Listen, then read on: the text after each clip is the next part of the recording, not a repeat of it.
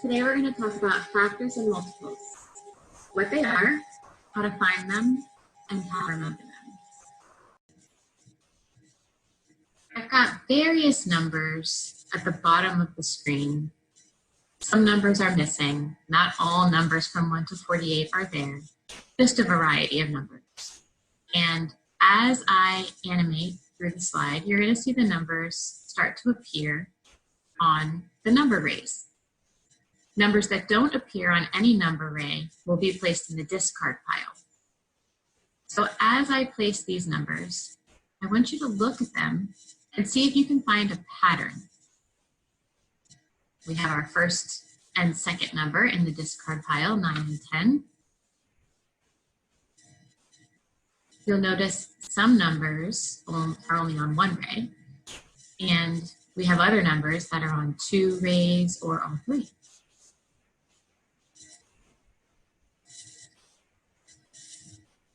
What is the pattern?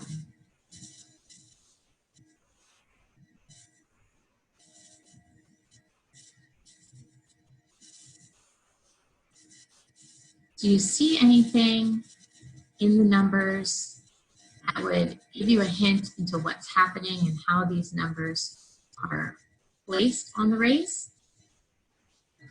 Well, hopefully, if you're looking at the green numbers, you'll notice that, for example, on the first ray, these green numbers are increasing by 6 each time, and 6 is our circled number. This is our 6th ray.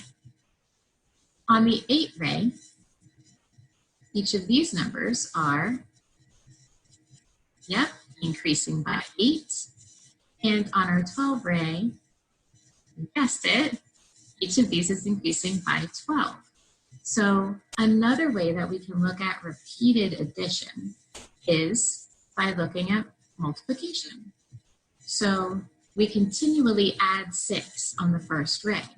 That can also be represented by 6 times 2, or 6 times 3, 6 times 4, right? We can continue. On the 8 ray, 16 is 8 times 2, 24 is 8 times 3. We can keep going. On the 12 ray, we've got 12 times 2, 12 times 3. 12 times 4 is the last one that's shown here, but these are rays. The reason I keep calling them rays is because they continue forever in that direction. So I could keep going, 12 times 5, times 6, times 7, times 8. I'm only limited by time and as far as I want to go. The numbers continue forever in that direction. So on this side, the green numbers on our number rays are called multiples.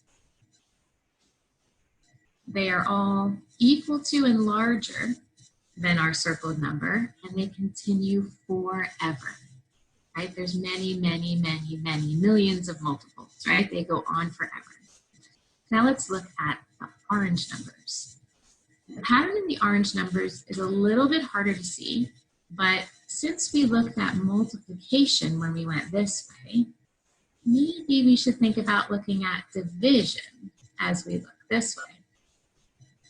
So if we look at these numbers in terms of division, what you'll notice is that 1, 2, and 3 all divide into 6 with no remainder. They're all divisors, 6. Same goes for 1, 2, and 4, and the number 8. They all divide into 8 with no remainder. And then 1, 2, 3, 4, and 6 all divide into 12 with no remainder. When a number divides in with no remainder, then that number is called a factor. So we've got factors on the left, and notice that these do stop, right? These do not continue forever. There's only a small amount of them, and that's all there are, whereas the multiples go on forever and ever.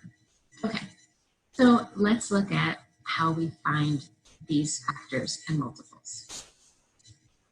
So let's take a number we didn't have a number array for, like let's take the number 10, for example. So if I start with the number 10, and I want to list the factors of 10, I just need to think of the numbers that multiply to equal 10. I can list them in pairs. So 1 times 10 is a good place to start. And then 2 times 5. And then 3 doesn't go in. 4 doesn't go in. And then I'm back to 5.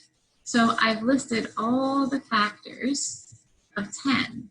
And if I want to list them in order, I just follow that U around. I'll have 1, 2, 5, and 10. That's it. My factor list is usually going to be short, and it will always begin with 1 and end with the number that I'm trying to find the factors of. So the factors will always be equal to the number that I'm using and smaller. All right, let's look at the multiples. So for the multiples, I'm going to start with 10 times 1, and then just keep multiplying by the next larger number. So 10 times 2, 10 times 3, 10 times 4, 10 times 5. I could keep going, right? Forever and ever and ever. Never ends. So multiples will always start with the number and then get larger. So now how are we going to remember this? Factors are few, multiples are many, right? So I want you to imagine you just found out that there's this new game at the arcade near your house, and it's called Multiple Mania. And you're pretty interested in playing this game. And so the first question you're going to have, of course, is, well, how much does it cost to play, right? So you decide to send a text message to the arcade. How much to play? The attendant responds back pretty quickly, just a few factors. Depends on which game you want. So this game is like a tube game. You step into the tube and the money starts swirling all around you. And you have to see how many you can grab before the timer runs out. So the attendant wants to know, do you want the $10 game, the $20 game, or the $50 game? Well, I'm not so sure about this game yet, so you're going to start small, and you want to play the $10 game. So then the attendant responds, okay, so the fee to play is just the factors of 10.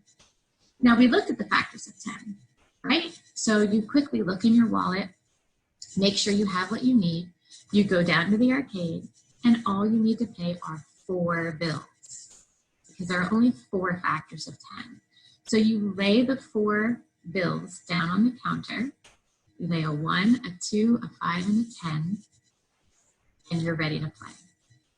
So you're shown to the tube, you jump in, and the timer goes off, and the bills start flying.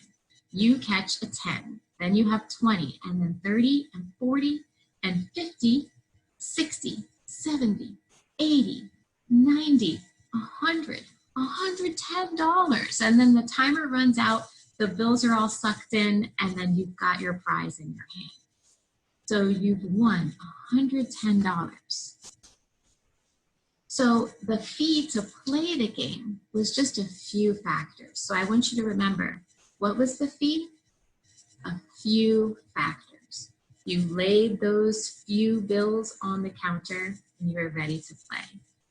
The prize, though, was many multiples, right? Because you could have won 10 or 20 or 30 or 40 or 50. You won 110, but you might not win that amount every time. Some people might win less or more, but it will always be a multiple of 10. So the prize was many multiples. What was the prize? Many multiples. And we know that these 3 dots down at the bottom means there's more to come, right? So we could go past 110 to 120, 130, 140. So let's try it with a slightly larger number. Let's try to find the factors and multiples for the number 24.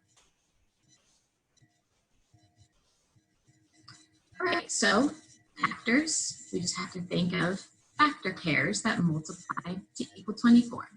So we've got 1 times 24, 2 times 12, 3 times 8, 4 times 6, 5 doesn't go in, and then we're back to 6. So if I want to write this as an ordered list, I just go down the left side and up the right side.